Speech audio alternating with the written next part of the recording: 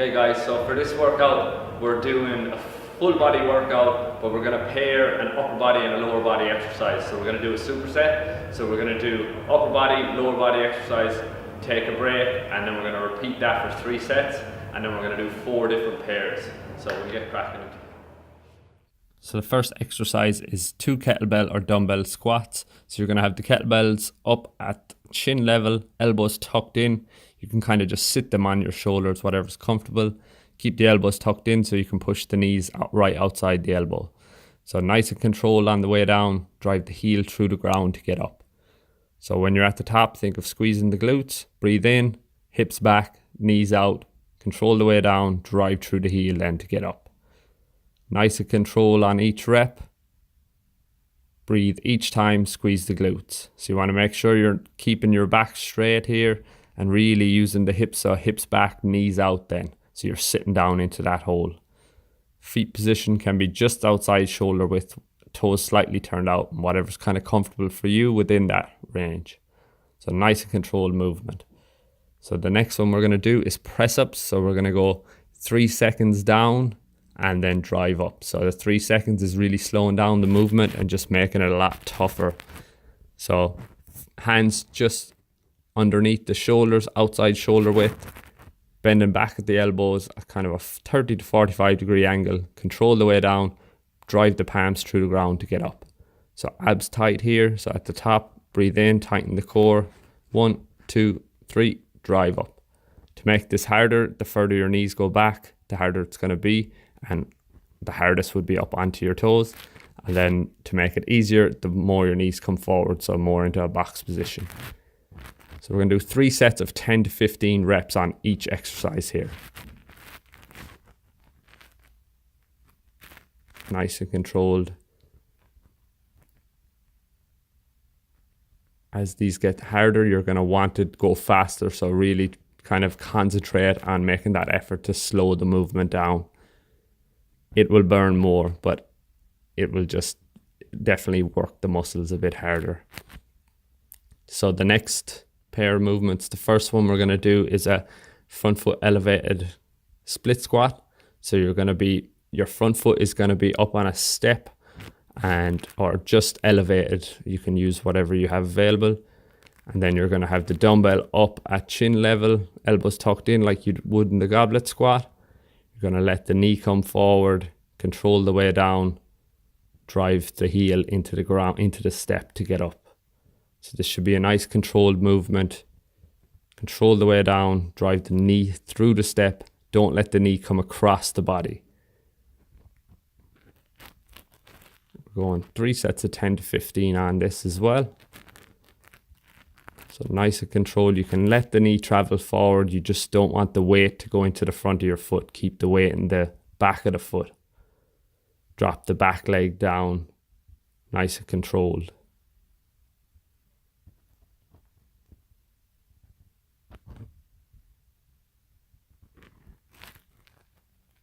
So when you're setting this up, just make sure that you get your kind of set up first. Take your time. So plant your foot. Put the foot back so it's at a nice distance. If the back leg is too close, you're going to come up onto your toe and your heel's going to lift. And if it's too far away, you're going to find it very hard to get down. So ultimately here you want to have the hamstring nearly touching off the calf at the bottom.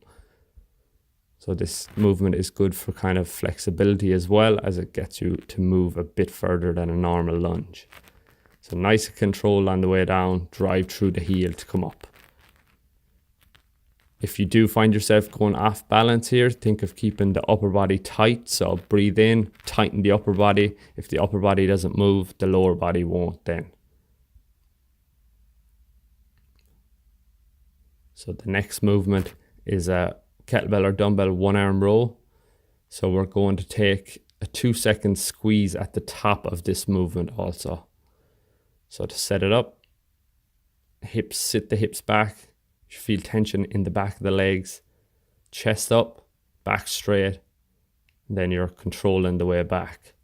So the opposite hand, you can use a bench or anything you have available just to hold yourself into that position. Really think here, Shoulder blade moves back first, then the elbow follows in around. Keep the elbow tucked right into your side. It's going to want to flare out, so keep it tucked in nice and tight. As you do the movement, the elbow is going to want to flare out and the chest is going to want to drop. So keep that chest up and keep the elbow tucked in nice and tight. Remember to squeeze each time at the top, so you're squeezing the back muscle, control the way down, big stretch on the way down. So the goal here is not to move up and down. It's to move back, forward and back with the elbow, like a lever or a saw. You're going to switch to the other side then. Hips back. Take your time setting this up. Chest up, nice and tight. Shoulder blade comes back first, then elbow. Squeeze the back muscles then. Stretch on the way down. Really focus on driving the elbow in towards the base of the spine here at the bottom.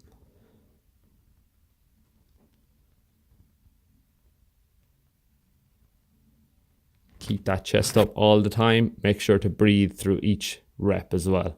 What you want to can do here that'll help is really put drive the heels through the ground and lock that hip into place so that the hips aren't rotating either. Keeping everything nice and tight, and it's just that arm moving.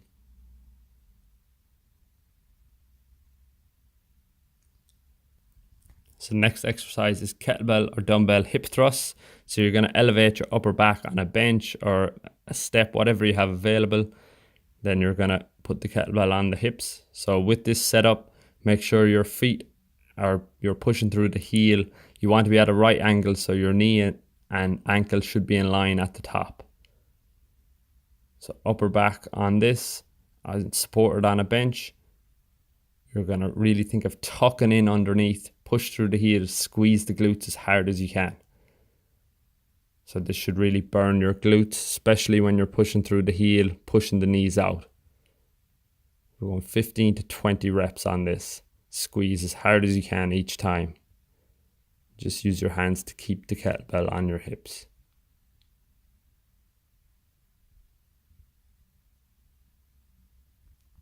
This should start to burn around now.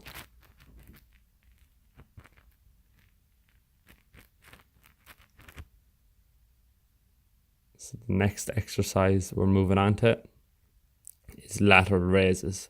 So you're going to have 2 kettlebells or dumbbells, chest up, shoulders pinned back. What you're going to do is think of bringing them out to your side. So you're bringing them away from your body. Control the way down. You're not letting them touch your sides, and then back out. So really think of lifting away from the body here. You don't want the traps to get involved in the upper back and upper neck muscles. So what will happen is they'll want to tense up, but really can just try to fight that. And if you do feel your neck tightening, you can just relax for a minute and then start again. So shoulders pinned back. Think of lifting away from your body, control the weight down, and don't let it hit fully at your side. So what a lot of people do here is they use momentum, they swing, and they don't control the way down. So make sure you're using your shoulders, the outside of your shoulders, to control the way down, and you're not swinging the way up, kind of arching your lower back or using your upper neck and upper back muscles. You want to keep this all in the shoulder. If it does you only want to come up to shoulder height, and as you fatigue, you mightn't even be able to come up that high. Just keep thinking of lifting away from the body. Don't worry about how high it comes up. You'll still feel a massive burn doing this.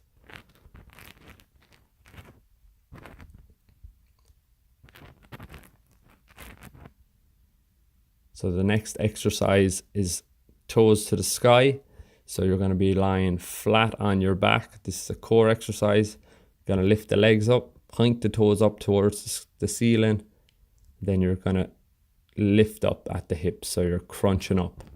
This is actually a very hard movement, and what we want to do here is limit the amount of swinging and momentum you use. So it's actually a very small movement. The smaller movement you do, the harder it actually is. So really think of lifting from the hips, squeezing the abs, breathe out, control the way down then.